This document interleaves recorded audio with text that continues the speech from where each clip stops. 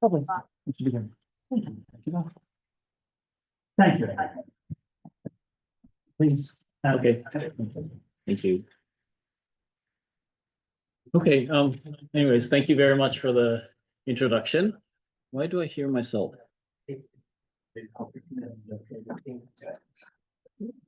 All right, now I don't hear myself.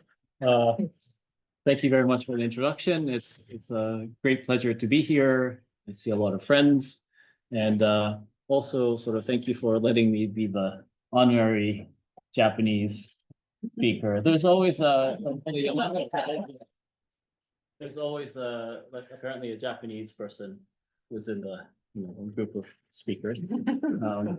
Although I'm sort of a fake one because I never did any like undergrad or graduate work in Japan. So oh.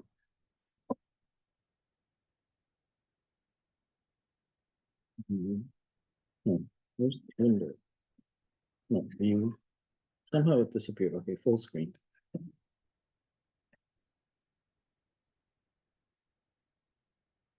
Okay.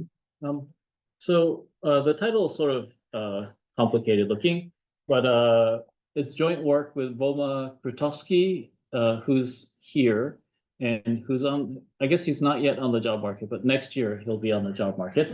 So please hire him. It's very good. In Tian and Tian Yu Yuan.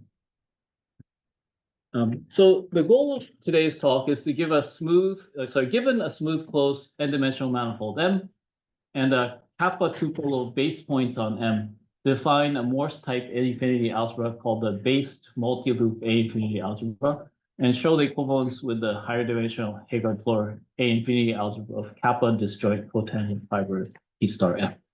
Okay. So maybe the picture to keep in mind is we have a manifold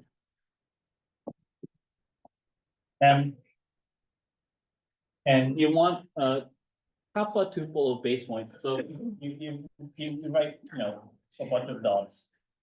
Like this is P1 dot U. To this kind of sort of a configuration, you assign some sort of infinity algebra. And I think realistically, you should just sort of think of these loops as hanging around and just sort of like, I don't know, hanging around, just sort of moving around, inside this manifold. And the sneak peek is that, oh, where's the sneak peek? Okay, this has something to do with string topology and Hecke algebra. So I'll first review this classical Morse theory on based loop spaces. And the references for Morse theory on this is maybe the most classical one is Milner's Morse theory book. Okay, so I don't know, maybe some of you have never read it in entirety, but he does not just does Morse theory on finite dimensional manifolds, but does Morse theory on loop spaces, which is vastly infinite dimensional. Okay, and there's also a more modern gradient trajectory approach on sort of infinite dimensional Hilbert manifolds. Uses what's called the Palais-Smale condition on a Hilbert manifold, and it's written carefully. I may be starting around maybe Klingenberg's book. There's like some work in the 70s and 80s, I think, but there's Klingenberg's book, and the one that we often use is in the papers of Abundandolo and Schwartz. So let M be a smooth, closed, n-dimensional manifold, and Q be a base point. So right now we just have one base point, right? And we're interested in base loop spaces. So we're interested in paths. Omega MP is a set of paths from 0, 1. The interval is always fixed from 0, 1 into M in some sort of class W1, 2, starting and ending at the base point Q. Okay, so I should have used a different color for this, but just keep it. This is the kind of image that you should have in your mind. Right? You're interested in things like that. And in order to do Morse theory on omega and Q, you want gamma to be in the class W12. This is Sobolev W12. So it has to have a regularity like W12, which means gamma itself is L2 integrable, and its derivative gamma prime is also L2 integrable. And in particular, by the Sobolev embedding theorem, gamma is continuous. Okay. So like, it's not some totally ridiculous collection of things. Okay. And for example, if gamma is piecewise smooth, then gamma is in W12. And then this is the kind of stuff that appears in Milner's piecewise linear version. Okay. So far, so good. Anyways, if, I don't have to go through the whole set of slides. So if you have questions, just ask whenever. All right, so what's the Morse function? You pick a generic Riemannian metric G on a manifold M and consider the classical energy functional, which just takes, gamma and spits out, you take the derivative and square it. That is, like, take the norm of the derivative and then integrate, where so norm is with respect to the metric G. Okay. If you really want to do, okay, so I think I'm going to be cheating a lot throughout the whole talk. There's always some perturbations, you might need to do in reality, but then, let's assume some perturbations have been made. Then the Morse cochain complex of omega MQ is defined in the same manner as in the finite dimensional case. The generators are the critical points of the energy functional. And the critical points in this case are geodesics gamma with respect to the metric G, starting and ending at Q. So these are geodesic. So you sort of imagine you have something like this, and now, stretch it tight and pull it tight. And there's also some Morse index associated to every geodesic. It's called the number of conjugate points of gamma, and the same as the dimension of Jacobi fields along gamma. And there's a minus sign because we want to do cohomology instead of homology. And roughly speaking, what's like, what are conjugate points? So in case you forgot, some reminded you. You take, like, friends, like nearby geodesics that are shooting out, right? And then you sort of look for places where they sort of re-intersect this thing. So you might actually re-intersect here and just count how many places. I guess these are like called focal points or something. Number of places where they re-intersect. So this never happens when you're in something hyperbolic, right? And in a hyperbolic space, you're not gonna, basically all the indices are the same. And, it starts becoming interesting when you have spheres, right? Something that's, a little bit more positively curved. And the differential of this thing is, obtained in sort of the usual way. You take x is, okay, so you take the gradient of the Morse function. So the gradient of the energy functional, you have to perturb it a little bit, and you're interested in downward gradient. So you take flow lines, gamma starting at minus infinity, and in forward time, it somehow, gets, your curves basically get shorter and shorter as you go down. And there's some sort of guarantee, this Palais-Smale condition, whatever, it tells you that you have a guarantee to go down to the very bottom.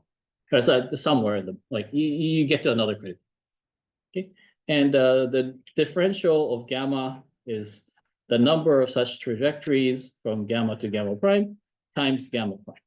This is the usual thing. This is okay. Hopefully, the students sort of know what goes on. Next, I'm going to talk about, you have a differential, but you want an A infinity structure. So if, for example, you need a product. Okay? So how do you define the product? Okay? This is a little bit trickier than you think. Okay? So you want to concatenate gamma 1 and gamma 2, right? You have two geodesics, let's say, right? And you want to concatenate the geodesics, and then what? So, right. So the thing is, you first flow gamma, like you flow both of them.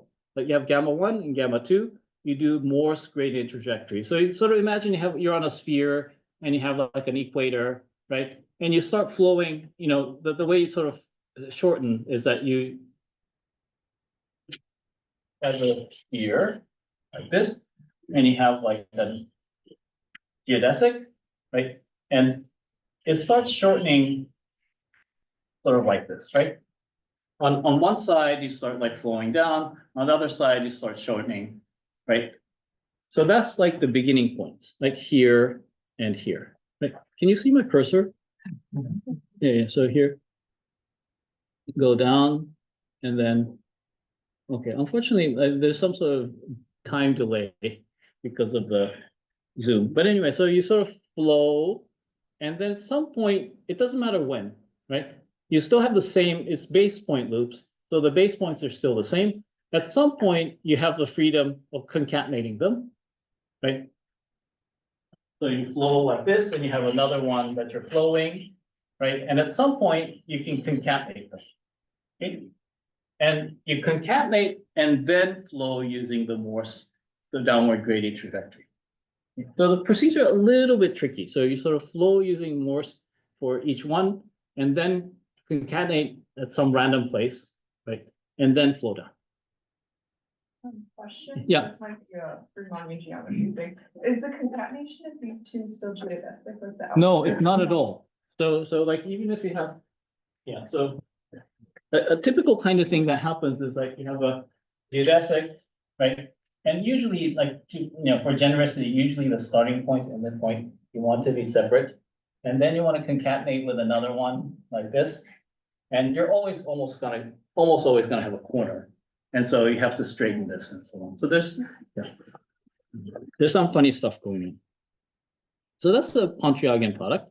And this is the Hilbert manifold version of a well-known Fukaya gradient tree count. Okay, so let's do one mildly, amusing example. So this is the Morse homology, Morse cohomology of the loop space on S2. Okay, so this is Z bracket X as graded algebras, or the grading of X is -1. Okay. So we sort of first, start doing some funny business where we're not going to let the loops start and end at the same point. It's too non-generic. So we're going to sort of, push them a little bit. And then the shortest, path from Q to Q prime is called 1. Right? It's an algebra, so you have to have some sort of identity. And then the second shortest is going around this way, like loops one around, one and a little bit.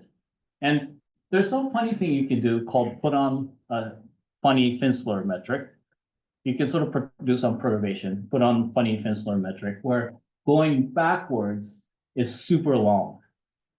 Going forward is sort of okay distance, going backwards super long. So these things basically never count. Okay, there's some sort of like action thing that goes on, but going forward is once around is X and so on and so forth. Okay. And so it turns out that the generators modulo some sort of direct limit argument are more or less the same as the index of the loop. So you have generator 1 X squared going around twice, X cubed. There are also other things, but you can sort of ignore. Okay. And the length, so to the end, square root of length is the square root of energy. So the length of these geodesics grows about the same as the index of the geodesic. So it's a relatively straightforward thing, and you can see that X squared is going twice. Is that sort of okay? So going once around is X, going twice around is X squared, and so on.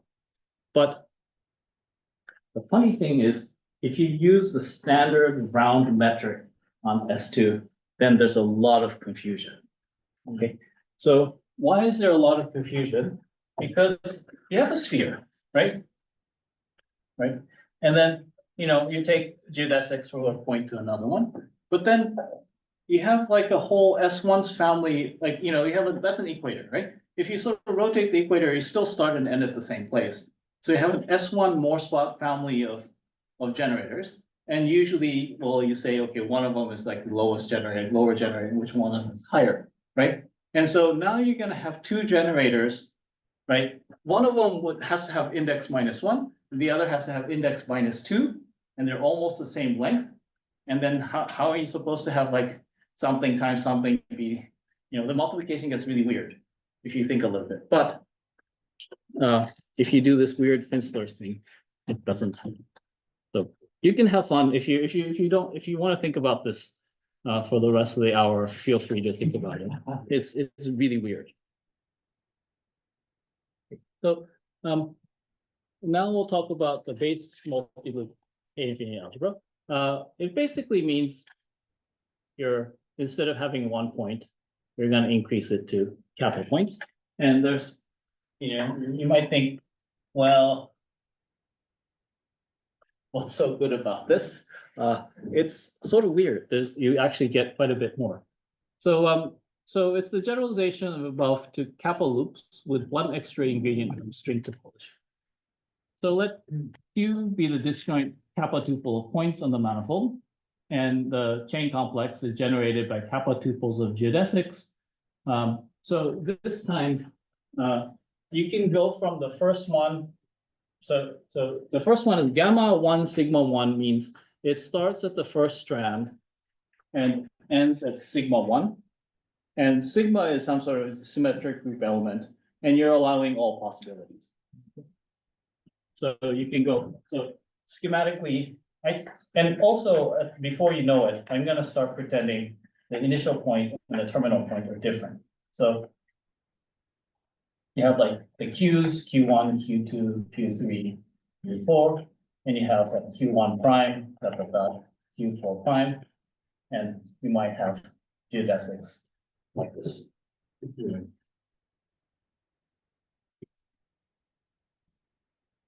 Is that good? So gamma I sigma I connects Qi to Q sigma I.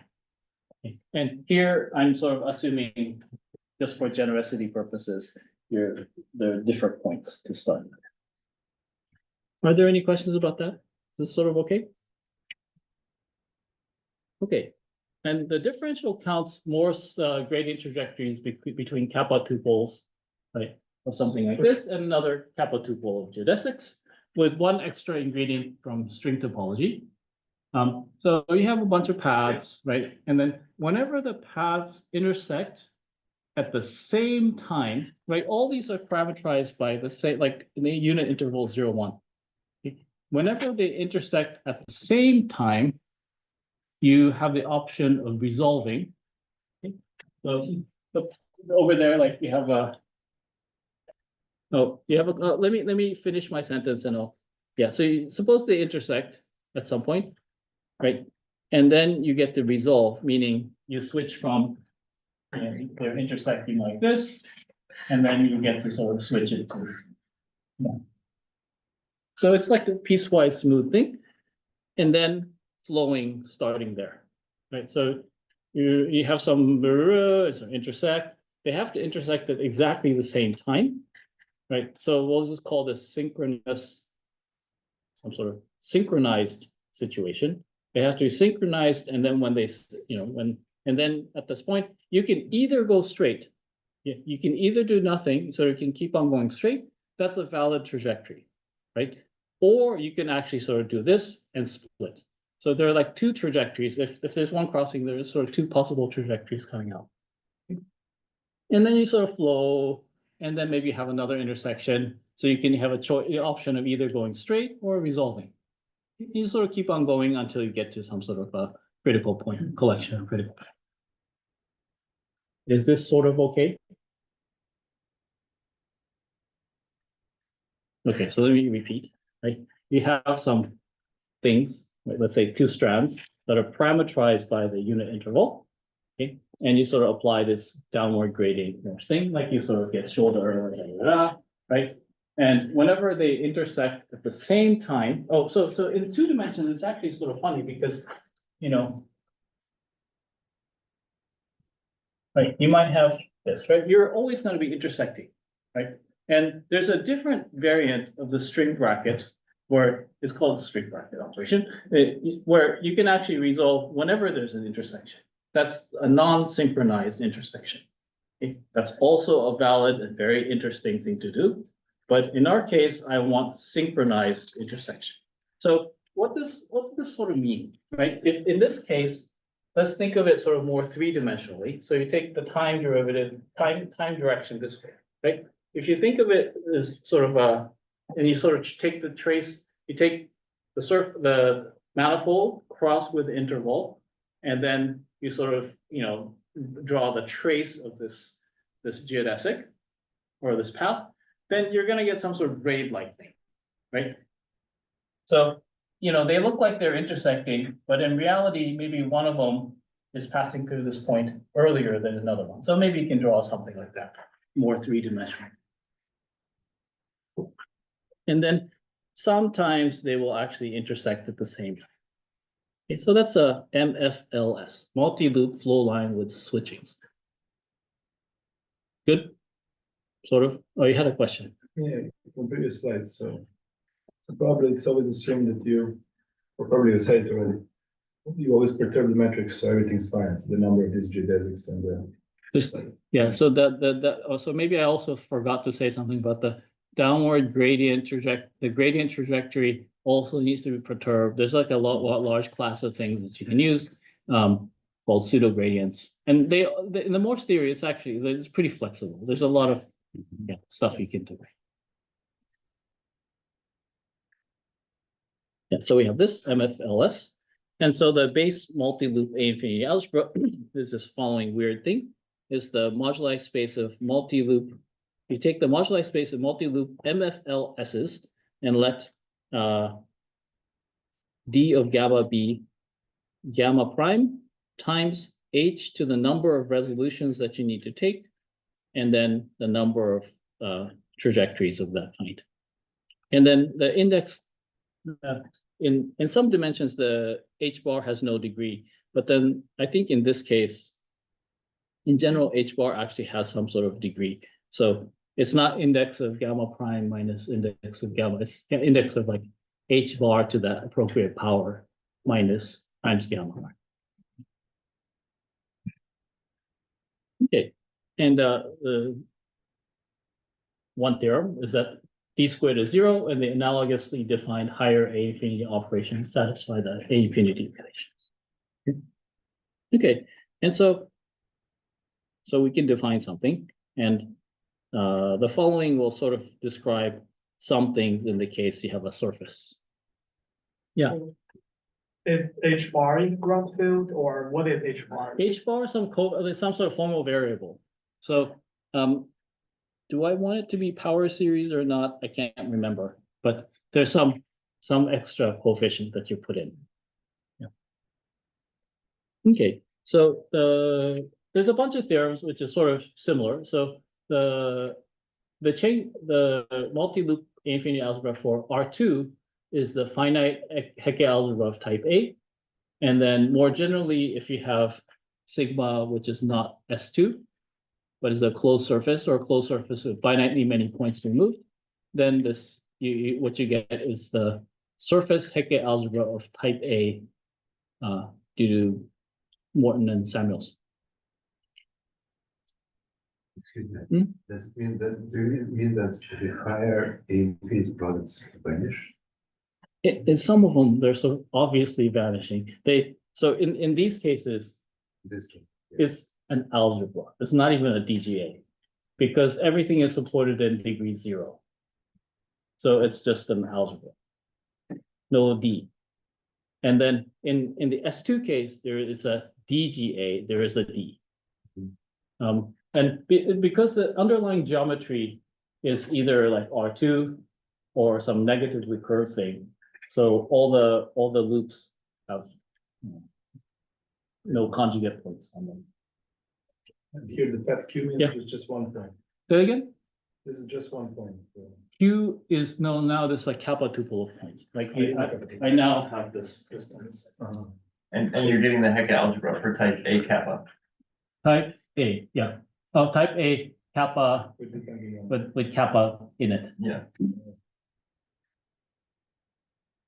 Are you gonna say more about what a surface Hecke algebra? Yeah. This is like some sort of first page, and then there'll be some more on what a Hecke algebra is. So probably most of you, especially students, don't know what a Hecke algebra is, and obviously I did not know what it was until I started binding them, right? So So I did not want to, until like we just like started realizing it looks like a Hecke algebra. We didn't know anything about it. Okay, and the most basic Hecke algebra is this finite Hecke algebra. Forget this H bar. There's some extra coefficients given by generators T1 through T kappa minus 1. Right, so in this case, we have kappa equals 4. And the generators are basically some sort of twists, right? I think it's probably better to draw a more three-dimensional picture. It looks like something like that. Those are, three-dimensionally maybe some t's. So you have relations ti, tj is tj, ti, where I and j are far apart. And then ti plus 1, ti equals ti plus 1, ti plus 1. These two are the symmetric group relation, like relations of the, what is it called? The group ring of the symmetric group. Right? I think these two. And then the last one, for the symmetric group, ti squared is identity. But then this is some sort of deformation of this ti squared is identity. So ti minus ti to the minus 1 is h bar times the identity. This is usually called the Humphrey-Skene relation. So the Hecke algebra is an objective intermediate complexity between the group ring of the symmetric group and then the braid group. And the diagrammatically ti is given by this thing I drew. Oops, I don't know. And then the last equation is called the Humphrey-Skene relation. It looks diagrammatically like that. But can you say one more word? So I see if I said h bar equals 0. I Yeah. get the group ring of Yeah, the- that's right. That's right. And now, what is it, the quotient of the group? H ring? bar, I don't know. My algebra is really bad. H bar specialization. The quotient of the group ring of the braid group. Group ring of the, okay.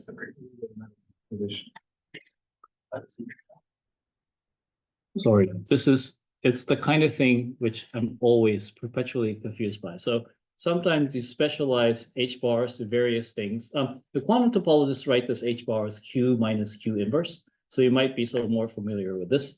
But anyway, so there's some stuff like this.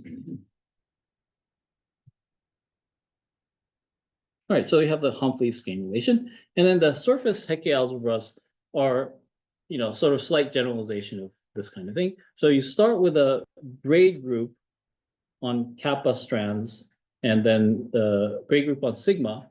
Right? So that just means you take sigma times interval.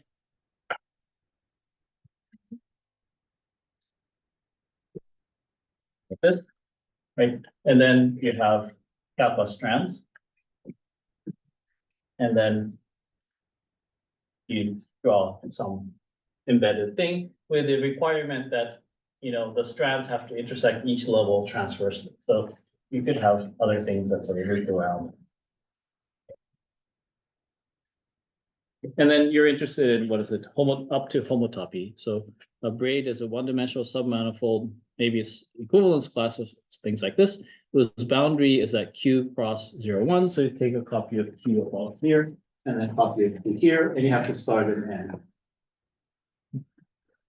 And you have to be transverse to each sigma cross T. And then equivalently, braid group, this thing is pi 1 of the unordered configuration space of kappa points with base point Q. Okay, and then the surface Hecke algebra is the quotient of that group algebra by the Humphrey-Skene relation, the previous one. Whenever you locally see, this. Okay.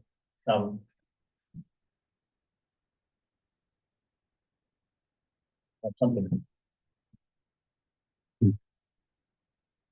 Okay, and then the theorem of Morton and Samuelson, apparently known to Cherednik, is the following: for sigma equal to T2, the H kappa sigma Q, this surface Hecke algebra, agrees with the double affine Hecke algebra of type A. And then maybe there's a footnote, what is it? An extra homological parameter omitted for simplicity. So let's just ignore this.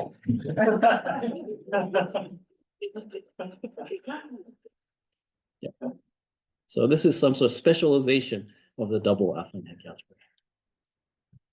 That's sort of okay. So you have some sort of braids, right, in sigma, modulo these Humphrey relations, and that's what you're supposed to get. Okay, and maybe I'll say, like, I think I'm going to explain a little bit why the Hecke relation comes out. Maybe that's like the only thing, right, to explain for today. And, yeah. When you look at the ordinary breakthrough, those 2 hours are generators, right? Yeah. So for surface breakthroughs, there's more generators. What happens to those as far as the Humphrey scheme? I don't know. It gets sort of complicated, right? I think you're just imposing some local relation, and that's pretty much it. And I don't know how you compute anything, if that's what you're asking. So for T2, one can actually compute, and then there's some explicit thing. And if you look up Daha, there's some horrible looking, generators and relations and stuff. Yeah. Okay, so I want to explain why the Hecke relation comes out. And the Hecke relation comes from taking products. So you get t squared would be identity plus h bar t, which is equivalent to the hump by dividing by t. It's equivalent to the Humphrey skein relation. So it's some sort of byproduct of doing multiplication. So that's this picture. So the first thing I need to say before maybe getting to the picture is that, remember I was saying like, okay, you have Q1, Q2, right? And then in order for genericity, I need, Q1 prime and Q2 prime to be different points. Okay, so let's suppose they're now different points, right? And then you have these geodesics, right? But then the thing is, okay, so if you think a little bit about this one, these are sort of unit geodesics. So at this crossing, if you sort of like erase the Q prime and Q, like this thing, sort of a little bit lopsided, then this one happens first because it's closer to this end, right? And then, so the more realistic picture. Oh, no, this is not the, it's not, sorry, it's the other way. This one happens first because this is in the middle. Let's say T is this direction, right? T is this direction, right? And so this one happens at like T equals a half, and this happens a little bit further later, right? So the realistic picture is this.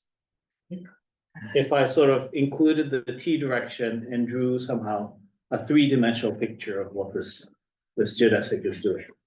Okay. Is this sort of okay? This is sort of important. This is sort of important. Okay. And let's say I want a product. Okay, so I take another copy, like Q1 double prime. So can you write bigger? What? Can you write bigger? Oh, okay. Should I write the whole thing again? Yeah, maybe the crossing should be clearer. Q2, Q1 prime, Q2 prime, and then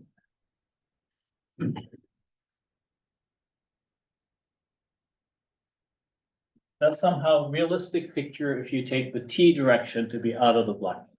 Okay. And I want to multiply it.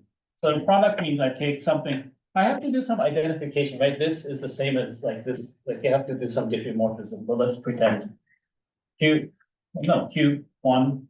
double prime, Q2 double, right? And then, let's say like it's the same kind of.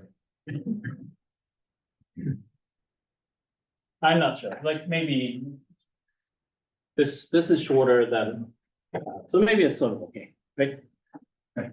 And so what's the prescription for doing products, right? You first flow using the Morse flow, which you don't really need to do because these are like, it's sort of like the shortest geodesic. So you're not going to move. Okay, and you concatenate. Okay, so now you concatenate, right? There's now corners, right? And then flow. So, I mean, what could happen, right? We have these like two things which are sort of like this, and you flow, they're gonna cross once, right? They're gonna cross once, so you can either cross through, and then that counts one thing, or whenever they cross, you resolve, right? So there are two possible pictures. You either get the identity, or you do some one crossing. It looks like there's two crossings, but you only need one crossing to resolve, and then you get T. It's just a little unclear, like what determines if they're like crossing, not crossing, going straight, like, I think it's the string stuff that. Okay, let me sort of rephrase, right? So in order to get sufficient generality, I need these things, Q1, Q2 to be different from these things, and then Q1 prime, Q2 prime to be different from that. Okay? Mhm. If they were like the same point, they would be crossing like this, and they would always be crossing, and they're sort of a little bit hard to separate them, so I need to do this. And then these are geodesics, right, parametrized by time. Okay. So that means that, you know, you have to go through this from here to here uniformly, right? And so when you get here, you spend, I don't know, whatever, let's say half of the time, right? And here you almost also spend about half of the time. But then you have to make sure that, you know, like this dot is maybe put closer here, right? So this one that passes through the crossing point a little bit later. There's some possible choices that could be made, which would give you the other kind of crossing, but it doesn't matter. They're all somehow equivalent. And I choose this particular one where the Q2, let's pretend this is closer, and let's pretend this is closer, and then the crossing happens later. Okay, so there's some sort of choices that need to be made, and I made choices that were just especially convenient for me. It looks like there are only 4 terms, but you get 2 things. So is it like you have weighted There's no for, like there are 2 crossings and it feels like. no, it looks like there's 2 crossings, but if you sort of straighten, right, you have something like this, right? Once you cross once, right, you don't need the second crossing. It's sort of like, so yeah, so if you do like, I don't know, Kappa homology or Jones polynomial or whatever, it looks like, oh, there's 4 crossings and da. I think if you sort of you might have 4 crossings, but you can sort of, some of them cancel in pairs, if you do it that way. But morally speaking, yeah, there might be 4. You can sort of imagine some other configuration where there's 4 and 2 of them cancel. Up to 6. Is this good? This is somehow the most important picture for today. Why Heegaard algebras? Okay, so the most important thing is like you either sort of cross straight through, or resolve with an H bar. Last one more. Yeah. So when you draw over and under crossing. Yeah. What does that mean? No, that means, oh yeah, so that means, this is like the T direction. This is, I'm drawing the T direction somehow, and then this is like the graphical projection of that thing that I've drawn 3-dimensional. Good? Any other questions? Okay, so this synchronized string operation actually is equivalent to this Heegaard relation. Okay, and then what do you have for S2? You have DG Heegaard algebra generated by This is the finite Heegaard algebra. You have an extra, the X1s are the loops around the geodesics, and then you have something like this.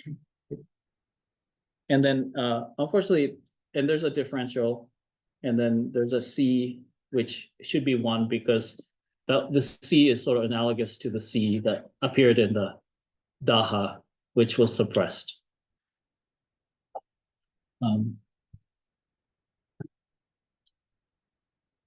Yeah. So, but maybe I should say more. I don't know if I should say it, but if you turn in the C, this homological extra variable, right, and we did the what is it, the Morse, the CM of omega of S2 with kappa equals 1, right, just one strand. if you redid it with this homological variable, then your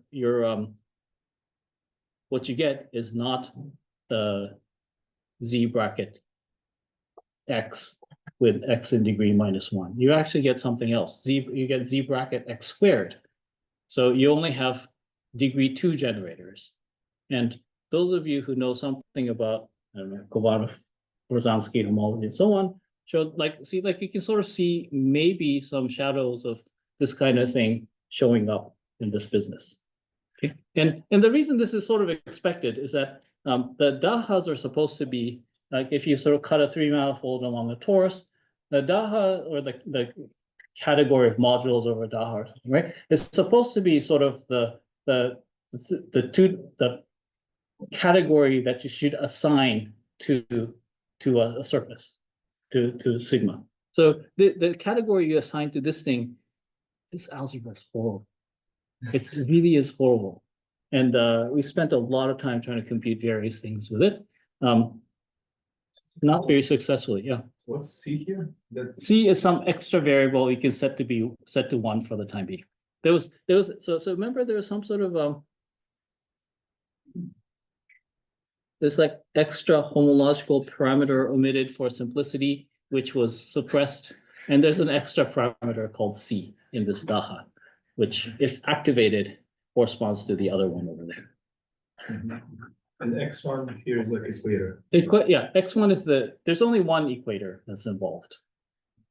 You can also define something like the X1 starts at 1 and ends at 1, the first strand. You can sort of have like X2 and X3 and so on, but they're all sort of related to the other things. So in terms of generators, you just need one X1. So how should we think about this C? It's a homological parameter. So like it's very similar to what happens in Heegaard Floer homology. So like you put in some point and while you're sort of sweeping out, if you intersect this thing, you just count there's a C to the something that comes out. Ko, were you drawing a distinction between the sphere and the torus here? So we only see one, like we would see an X1 and a Y1 if we were on the These torus. are different. No, on the torus, there's like the X's and Y's and so on, right? On the sphere, but then those are all degree 0 things, right? Because the daha is a, what was I going to say? Is an algebra, right? It has no differential, it has no value, right? And this one, the X is something of degree 1. And then it has a differential. So it's a little bit, sort of morally speaking, maybe similar, but then it's a little bit more complicated in terms of, So, Yeah. is there a definition of DG Heegaard algebra that is independent of what it is? No. This is, as far as I know, this is the first Heegaard algebra on some sort of natural looking thing, which has a DG. You can consider Heegaard algebra in the category of differential derivatives. Oh, but then that's sort of, is that okay? So are you saying that this identity map is actually like degree -2? Identity, So this C. the C is, no, it's not a homological variable. It's a homological variable, it doesn't have any grading. It's just some sort Yeah, of. no graded. Yeah. Oh, Crossing C is not it doesn't do anything to the degree. The C is some sort of.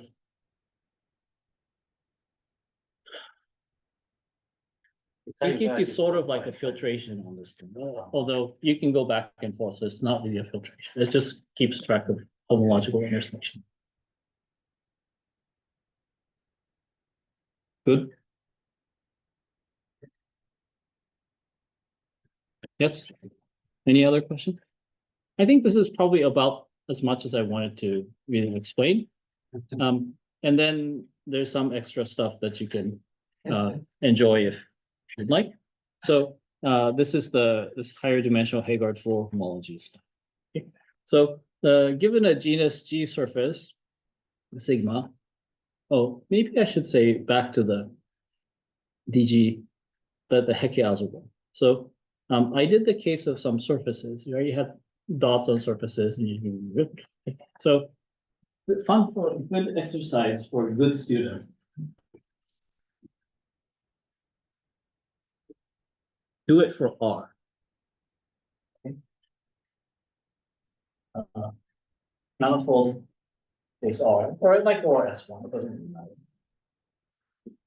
And you put, I don't know, 2 dots.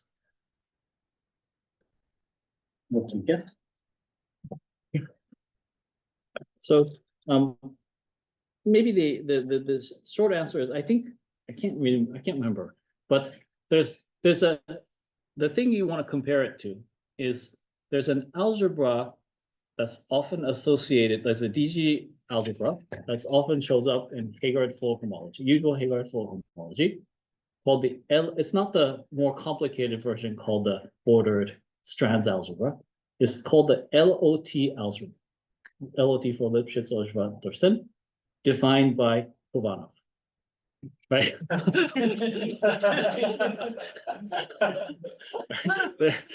This is like the simplest, like some incarnation of the bordered strands algebra. There's an LOT algebra, and the question is it, you know, somehow related to the LOT algebra? Okay, so anyways, classical Heegaard Floer homology is the Floer homology of 2 Lagrangians and the G-fold symmetric product. Right, so you take sim G sigma, which is just sigma cross dot dot dot cross sigma, quotiented out by S, the symmetric group on G, quotiented out by SG.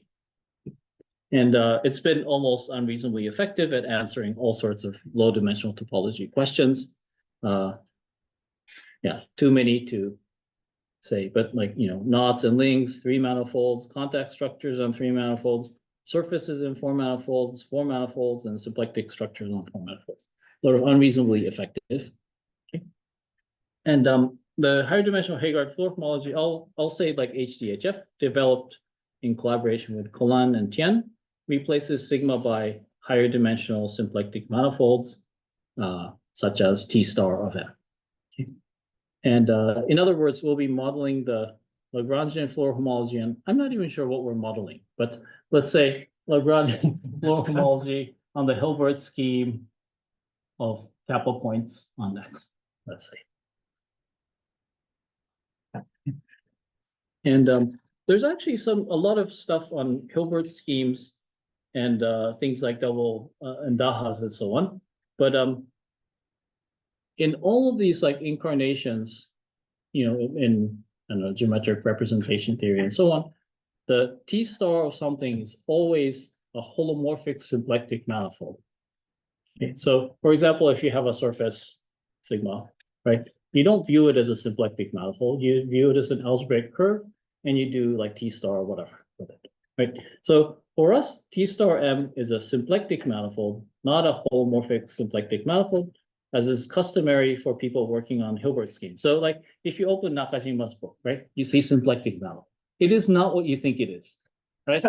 These are all holomorphic symplectic manifolds, right? Yeah, anyway, speaking of which, since there's some stuff about Japanese mathematicians, like, you know, Nakajima's book, I still don't understand it. I've read it many times, and it's a great book, and it's yeah, anyways, everyone should read it, but I still don't really understand it. Okay, so the setup is as follows. We have kappa tuples of pairwise disjoint Lagrangian submanifold. Next, so L0 is the, you know, L01 union da da da union L0k, and then L1 is L11 union da da da L1k, and let's assume that the L0s are all disjoint, L1s are all disjoint. Okay, if they're not, life is hard. So let's pretend they're disjoint. So so like for example, you have you know, manifold M, and you have a bunch of points. Then the cotangent bundles, like cotangent fibers of these points, are actually going to be disjoint, which is good, right? And but then if I want to do something more ambitious, like consider 0 sections instead of cotangent fibers, then you already run into problem. Because, usually copies of 0 sections intersect, right? So, no. So probably the most reasonable thing would be to replace, 0 sections with colons and so on, right? So you can replace it with non-intersecting things, but other than that, I really don't know at this point how to do like, L's that self-intersect, like intersect and so on. So having said that, the generators of the HDHF chain complex are kappa tuples of intersection points, very similar to Heegaard Floer homology. You take Y1, which is an intersection between L01 and L1 sigma 1. So you just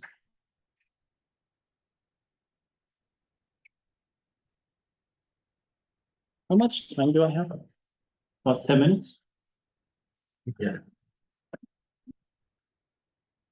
So like, I don't know, this is L01, L02, L11, L12, something like this, right? And all I'm saying is the following.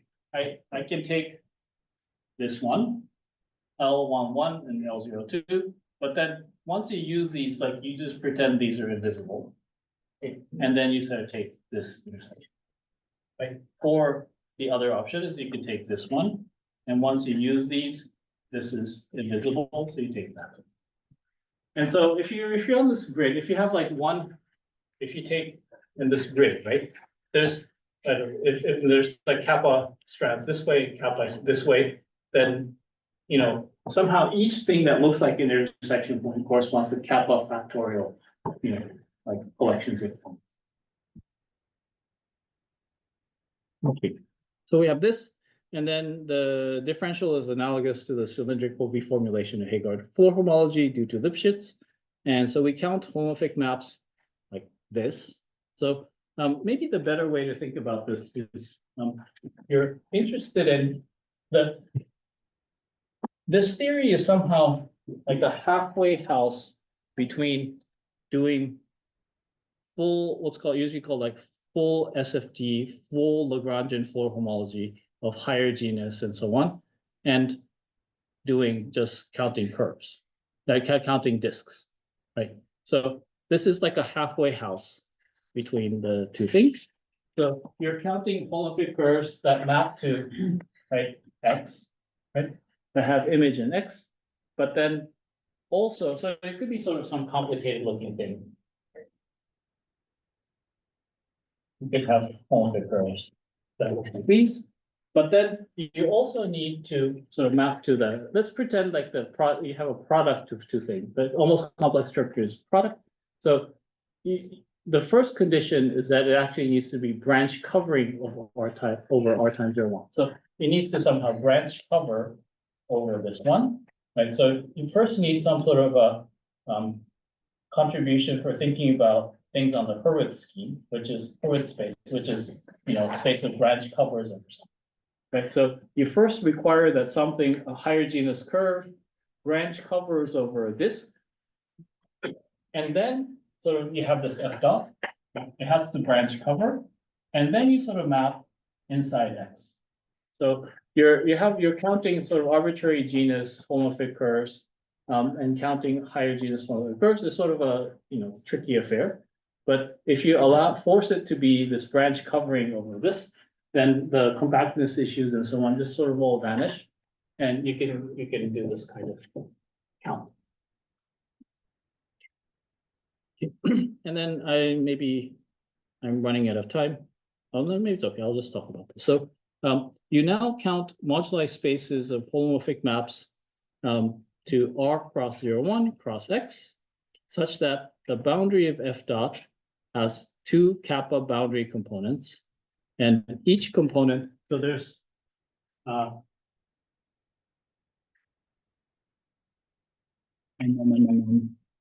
you have a bunch of Lagrangians, and the boundary components have to use up each Lagrangian component. They're 2 kappa boundary components, and each Lagrangian has to be used exactly once. Okay, And as this, you have an intersection point that, and the holomorphic map maps to this X as, so this is some intersection points.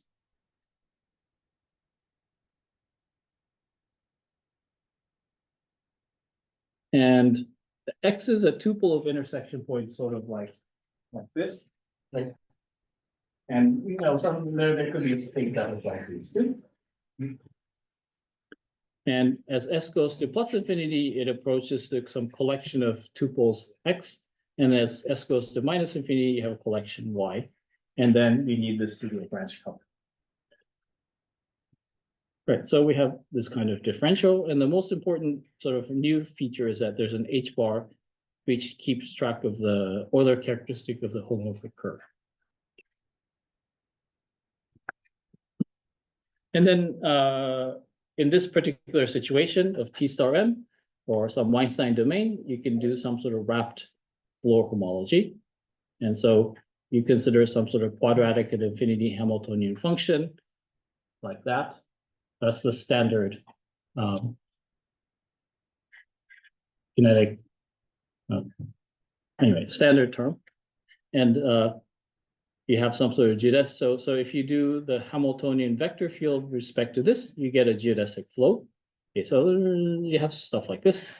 And the most important thing is that this CW, the wrapped higher dimensional Heegaard Floer homology of kappa copies of a cotangent fiber is A infinity equivalent to the base multiloop A infinity algebra that we sort of talked about earlier. So this like weird thing involving, you know, loops and flow of loops and then resolutions and so on and so forth.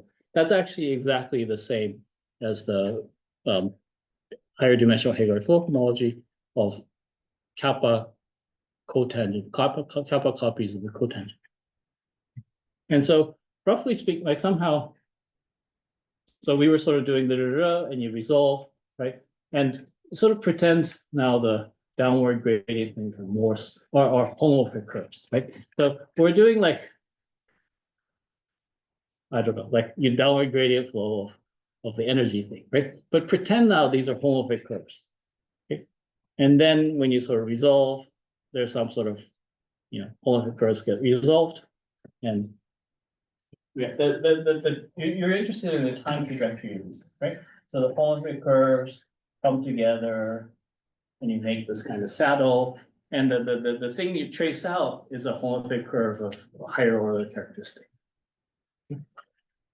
And so maybe in the last minute, you construct some algebra map, which is an isomorphism homology. And in the case of kappa equals 1, this is due to Abundando-Schwarz and Abu Zaid. So you sort of start with an evaluation map. So there's some sort of wrapping T star S1. So the kind of thing you do is you have cotangent fiber, right? And you apply the Hamiltonian vector field. So it roughly looks like you get something like this. And then now you see some sort of triangle here. Okay. And you use this triangle to move this point down to a path on the zero section. This is some sort of mechanism for doing this.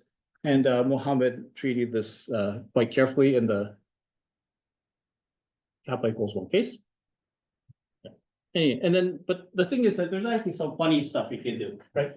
You have a path, and then what do you do after, right? You get to the path, and then you apply this Morse flow line stuff, right? So this path is usually not geodesic, so you apply, you know, downward gradient flow. So this is this weird picture that I don't know how else to draw it, but my collaborator Chen likes to draw pictures like these.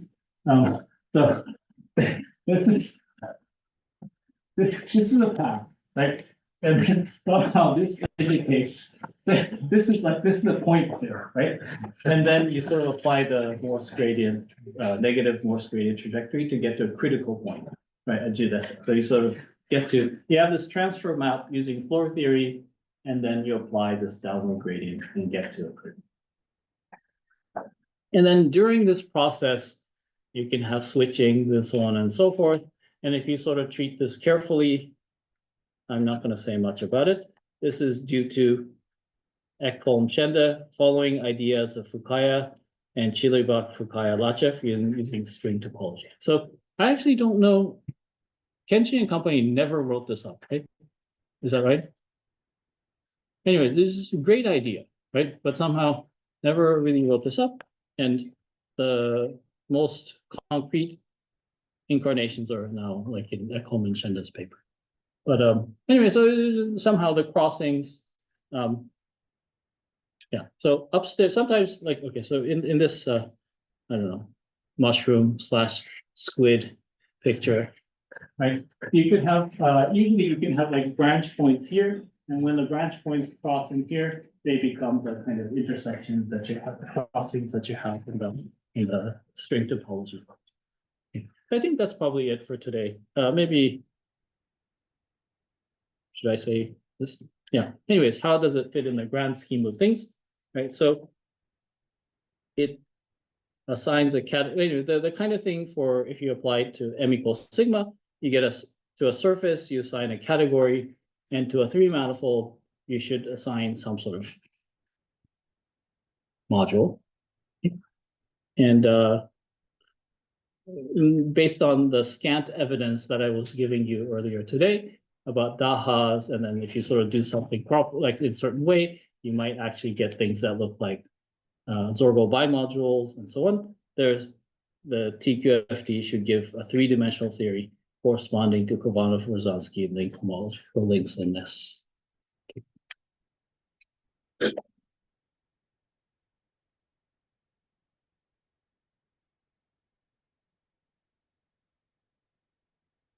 Any questions for Rico? Why the based loop space? I would imagine that in this context, the free loop space is more natural. So the base, the thing is that the base loop space corresponds to Floer homology with Lagrangians, right? And if you have a free loop space, you actually, they correspond to like symplectic homology of something, right? And the symplectic homology is usually supposed to be some sort of derivative, something that's derived from the Fukaya category. So somehow the base stuff is apparently more fundamental. And then you should be able to reconstruct the free stuff as Hofschild homology or something. So Fukaya, I don't know, is that right? Something like this, right? Anyway, so that's why the base loop space is supposed to be more fundamental. And if you want to, if you're interested in free stuff, you're sitting, there's a guy sitting over there who can tell you. That's part of it. Like he wrote a paper. I thought string topology, if you're bringing up string topology, it's for free loop spaces. So it's right in this world, the string operation always is the synchronized operation, right? Which is slightly different from the kind of stuff that traditionally goes on in the string topology, right? It's sort of usually you sort of have two things and they intersect, you just resolve whenever, right? And that's also interesting. But it's not this particular version. Do you have a suggestion about what the connection with the Dahas that appear in geometric representation theory are? Because I mean, those do control some quantum cohomology monograms. It's for the flag, it isn't for type A, it would be for the flag variety type A. Yeah, so I can't remember. So there was some.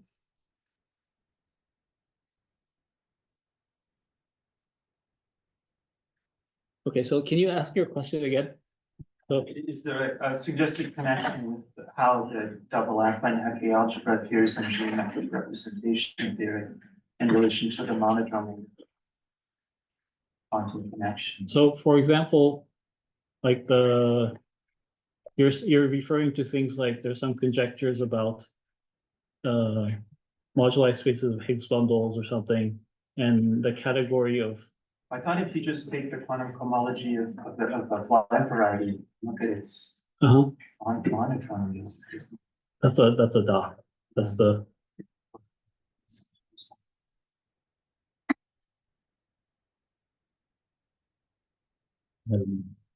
I think the thing that's a little weird is that, our thing is not holomorphic symplectic, right? So everything, they do all sorts of things in holomorphic symplectic setting. And I don't know how to sort of translate back and forth. That's maybe the first thing I don't really understand, but, in the, maybe the first thing is that, for example, when you do the cotangent bundle of a surface in our setting, right? You do some Fukaya category, and then there's some stuff, maybe Vivek or someone's been sort of promoting possibly doing some sort of wick rotation, so it sort of becomes, you know, T star of C, right? And then if you could do sort of continue the Fukaya category, maybe it looks very similar to things that relate to quiver varieties on T star C and maybe on, like, you know, Hitchin moduli space and so on. So I don't really know, but I think there's some sort of, you know, rotation that needs to be done between the real stuff and then the complex stuff. Sorry, that's, you can tell me more. I think that's very better than me.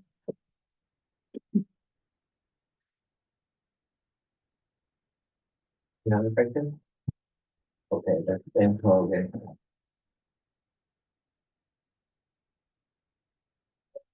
Take a break and come back at 4:50.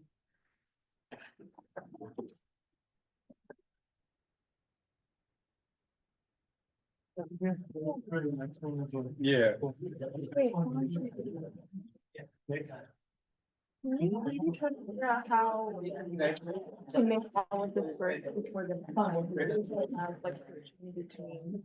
Yeah. I'm gonna be switching on here to the next one. Yeah.